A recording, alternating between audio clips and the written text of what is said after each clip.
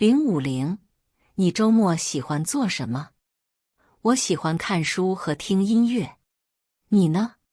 我喜欢唱歌、跳舞。051，你有什么爱好？我的爱好是打乒乓球。052，你最近忙什么呢？我每天忙着学汉语。053，你想学习什么？我想学习的东西太多了。那你最想学什么？我最想学汉语。054，你喜欢什么运动？我喜欢游泳。你呢？我喜欢打网球。055，你喜欢听什么音乐？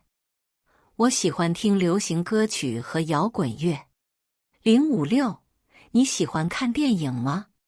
喜欢。我周末常常看电影。050，你周末喜欢做什么？我喜欢看书和听音乐。你呢？我喜欢唱歌、跳舞。051，你有什么爱好？我的爱好是打乒乓球。052，你最近忙什么呢？我每天忙着学汉语。053，你想学习什么？我想学习的东西太多了。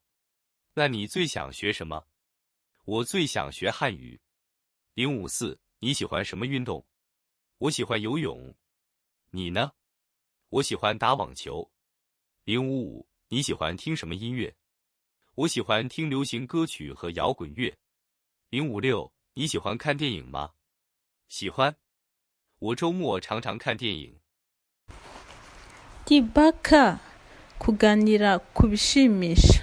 Ushi, ni iki ukunda gukora muri weekend? Nkunda gusoma ibitabo no kumva umuziki. Nkunda kuririmba no kubyina. Ushi, ibyo ukunda ni ibihe?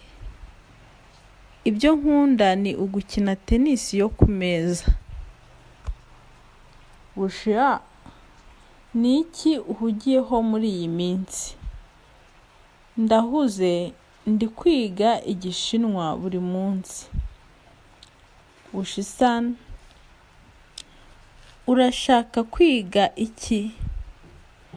Ndashaka kwiga byinshi. Ni iki ushaka kwiga cyane? Ndashaka kwiga igishinwa cyane. Ushisi, ni uwuhe mukino ukunda? Nkunda koga. Naho wowe? Nkunda gukina tennis. Ushu, ni uwuhe muziki ukunda kumva? Nkunda kumva indirimbo zizwi n'umuziki wa rock.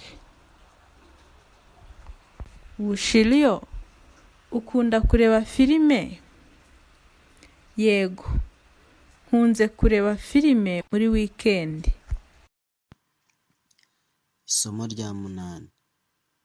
Kuganira ku bishimisha. 050, ni iki ukunda gukora muri weekend? Nkunda gusoma ibitabo no kumva umuziki.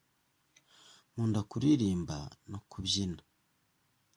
051, ibyo ukunda ni ibihe? Ibyo nkunda ni ugukina tennis yo ku meza. 052, ni iki uhugiyeho muri iyi minsi? Ndahuze, ndi kwiga igishinwa muri iyi minsi. 053, urashaka kwiga iki? Ndashaka kwiga byinshi. Ni iki ushaka kwiga cyane?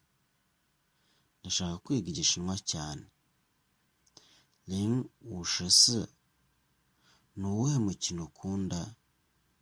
Nkunda koga. Naho wowe? Nkunda gukina tennis. 055, ni uwuhe muziki ukunda kumva? Nkunda kumva indirimbo zizwi n'umuziki wa rock. 056, ukunda kureba filime? Yego, nkunze kureba filime muri weekend.